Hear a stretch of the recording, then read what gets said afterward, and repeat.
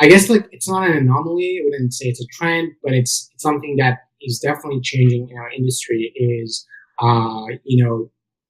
the PMs or product managers being more open to uh, you know experimentation in business to business kind of world. So I guess there are two trends in B2B. I was in B2C before and then switched to B2B to C, business to business to consumer, and then now we are strictly business to business.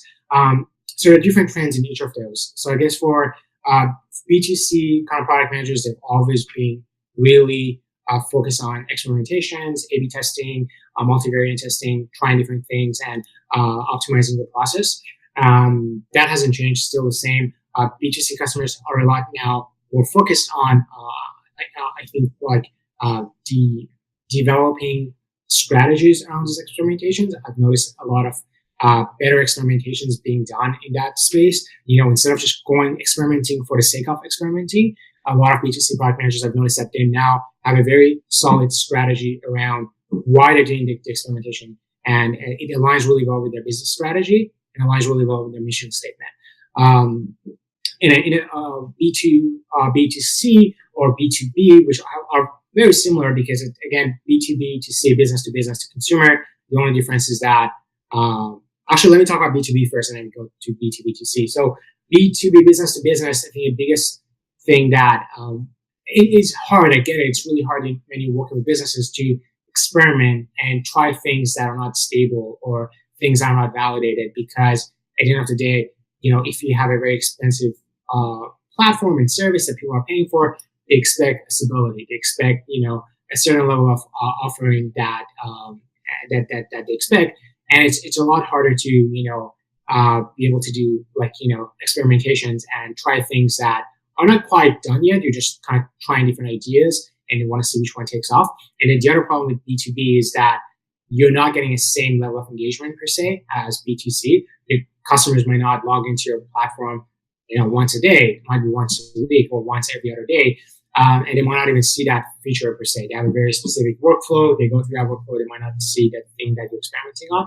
But there's been a lot of advancements around, how do you B2B product managers have noticed that a lot of them have started, creating these customer advisory boards that they release a set of features only to these like 12 to 20 customers, and they sign them up for the year. They know that they should expect these experimental features, and they give them feedback on those, and they know they're expected to give feedback. And that's something we use, like we've been using for a year right now.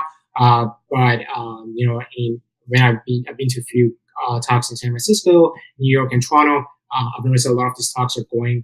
The direction is around how B2B product managers can leverage experimentation through using a product advisory board. And with B2B to C product managers, a really interesting thing, is a trend, but it should have been done for a long time, is that a lot of times when you're building a business to consumer product, you forget that whatever feature you're working on, it's going to be consumed by the consumer end of that funnel, right? So you're selling your product to a business, but that business is offering that product and providing that product to a consumer that is coming to a website or is coming to that channel.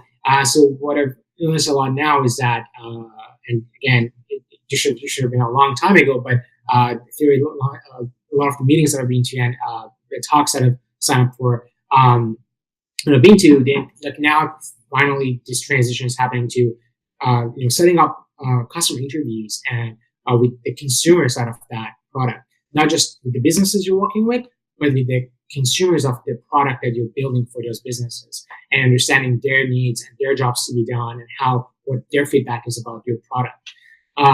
So those are the really positive trends that I think are definitely improving the industry.